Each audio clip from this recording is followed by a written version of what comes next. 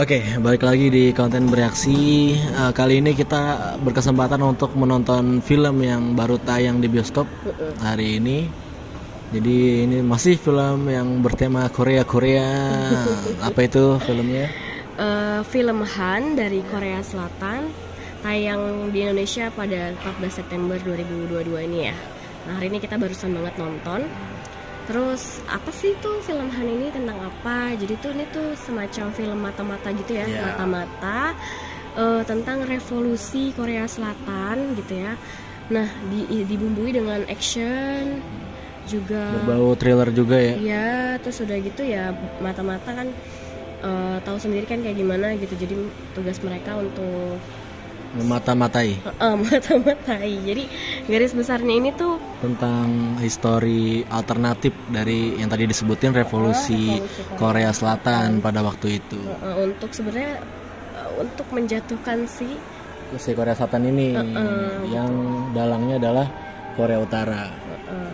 Nah, Jadi film ini debut sutradara dari siapa tuh? Lee Jung Jae yang dia juga sebagai aktor utama di film ini ya, yang seperti kalian tahu tuh kalau Lee Jung Jae main di Squid Game gitu ya, yang viral.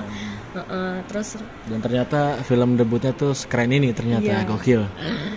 Si Lee Jung Jae ini berperan sebagai Park Pyong Ho. Iya, jadi dia ini adalah agen di KCIA. Iya, KCIA bacanya susah ya. Iya gitu deh. Unit jadi agen mata-mata Korea Selatan. Iya. Nah, terus selain itu ada Jung Woo Sung sebagai Kim Jung Do. Dia juga masih satu agen juga di KCIA, cuman beda.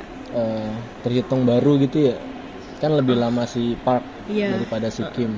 Dia baru ditugaskan ke KCIA gitu. Terus ada Jung Hae Jin sebagai Bang Jukyung. Terus ada Hang Sung Tae yang itu loh, yang di Squid Game juga pasti kalian tahu. Nah, terus ada aktris Go Yeon Jung, terus Kim Jong Sun sama Jung Man Sik sebagai agen Yang. Itu pokoknya itu adalah deretan cast yang pasti kalian sering lah nonton. Beberapa mungkin sering ya ngelihat di apalagi yang suka nonton drakor mungkin atau film-film Korea gitu ya, karena mereka aktor-aktor yang sering muncul. Seperti yang udah kita jelaskan tadi nih, jadi ini tentang film mata-mata. Jadi sebenarnya film ini banyak sekali plot twist di setiap ceritanya gitu. Jadi di mana film mata-mata itu kita cari siapa sih sebenarnya dalang dibalik semuanya gitu kan. Karena tuh ini tuh ceritanya tuh rumit banget ya sih. Jadi kalau ini tuh kayak ada dua kubu gitu ya, ada kubu si Park, ada kubu si Kim. Nah, terus mereka tuh sama-sama mencari dalang atau tikus di balik mata-matanya. Agenda revolusi yang akan dilancarkan sama Korea Utara. Jadi mereka dia mencari penyusup dari agennya. Dari si Korea Utara ini. Karena dia dapat kabar kalau si presidennya ini mau dikudeta dengan cara ditembak ya, dibunuh gitu sama sama agen dari Korea Utara demi menginvasi si negara si Korea Selatan ini gitu. Jadi si penyusup ini tuh tugasnya adalah memberi kabar gitu, agenda presiden pergi kemana gitu. Pokoknya si penyusup ini tuh memberikan informasi itu, juga informasi lain-lainnya gitu lewat kode-kode Morse, kode-kode Morse kayak gitu. Dan di sini kita akhirnya dari sepanjang film mencari tahu nih siapa sih sebenarnya dalangnya ini gitu. Kadang kayak kita udah nih ternyata dia nih, ternyata bukan. Jadi kayak ada pengkhianat, terus ternyata dia dihianati juga gitu. Terus habis itu pas dihianatin ternyata ada pengkhianat lain. Kita awalnya, kamu siapa yang care di sini di film ini dari awal? Iya, karena disorotnya si Park ini ya, kita jadi kalau aku sendiri bersimpatinya ya sama si Park gini kan, anggap bahwa dia ada mata-mata sebenarnya gitu dari spoiler Terus si Kimnya ini juga berambisi buat mengungkap kalau si tuduhan ya, jadi tuduhan si Park ini adalah Mata-mata si Korea Utara gitu. Jadi saling menuduh lah ya di film ini. Gitu. Jadi saling memberikan, ternyata mereka sama-sama licik, sama-sama punya rahasia besar gitu ya kan, menyimpan rahasia gitu. Cuma kalau diceritanya sih kayak si Park ini sebenarnya curiga sama si Kim karena Kimnya ini punya kerjasama sama si Jupiter Corps ya, salah satu CEO perusahaan itu ya kan? Di film mensuplai senjata ke Korea Utara. Si Kim ini nih ngasih bantuan berupa dana gitu ke perusahaan ini, makanya si Park ini curiga ada kaitannya si Kim ini dengan apa namanya, dengan itu agenda revolusi ini gitu. Kalau Kim gimana? Nah, kalau si Kim ini dia tuh menyelidiki lewat jadi kan si Park ini tuh punya bukan anak asuh ya, lebih ke orang yang dia jaga gitu kan, ya, yang diduga dititipkan. Iya, yang siapa tuh yang tadi Go Yeon Jung itu. Iya. Nah, namanya kalau di sini itu adalah Yujong.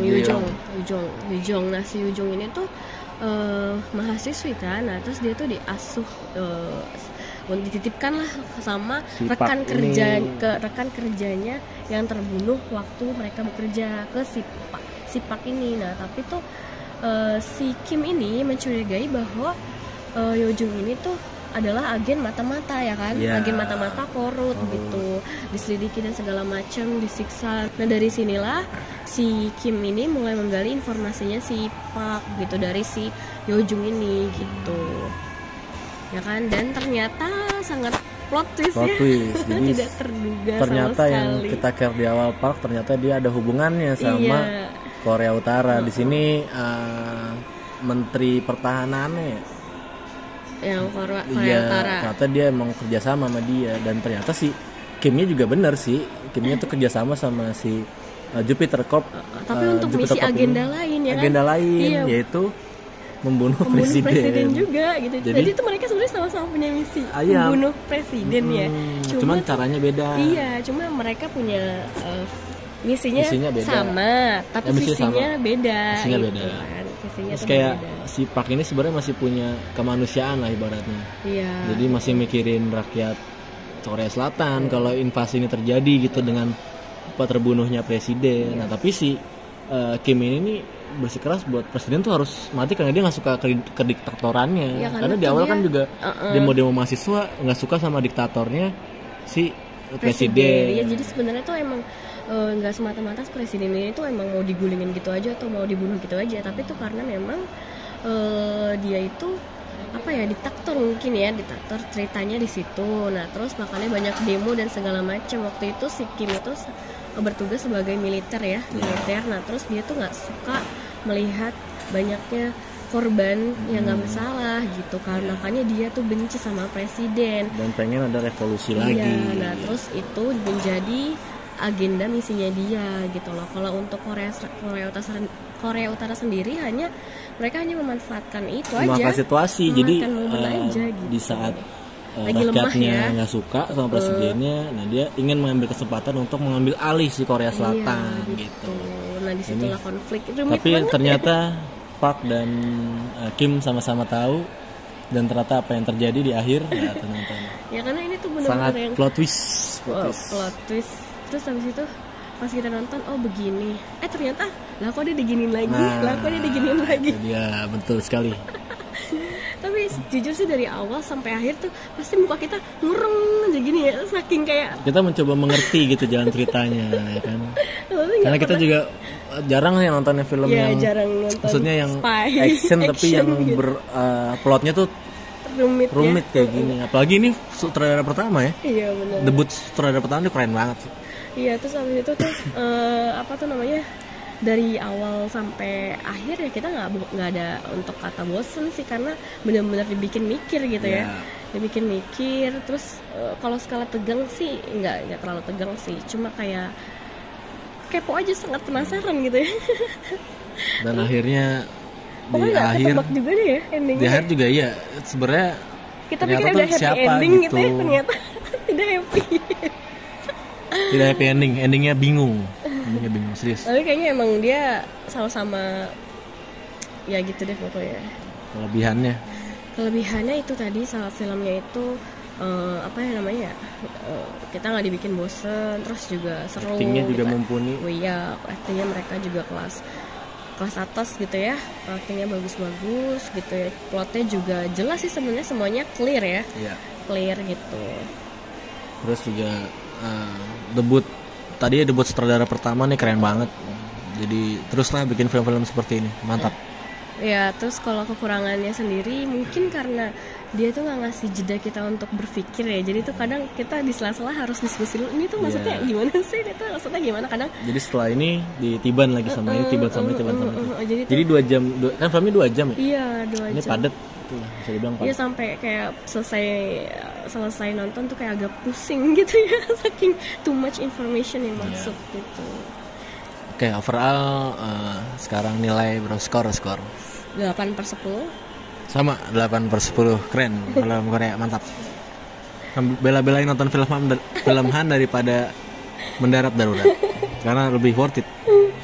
Betul. Sampai ketemu di review film kami berikutnya. Kalau kalian ada film-film yang harus kita tonton, kita review, bisa komen di bawah. Sampai ketemu di konten selanjutnya. Bye-bye.